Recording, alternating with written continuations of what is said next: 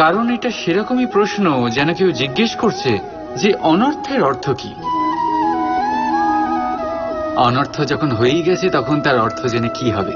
ঠিক সেইভাবেই সেই বন্ধুত্বের অর্থ কি, যাতে আপনার কোনো মতলব আছে, আর সেই প্রেমের অর্থ কি, যাতে আপনার কোনো স্বার্থ আছে।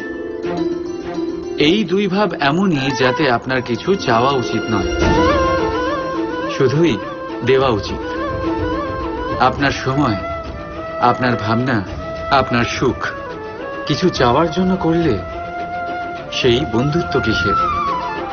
কিছু পাওয়ার জন্য করলে তা প্রেম কিসের? এমনিতেও দেখতে গেলে যারা প্রেম করে তাদের কিছু পাওয়ার প্রয়োজন পড়ে না, আর যাদের কাছে আছে 2.5 অক্ষরের শব্দ প্রেম,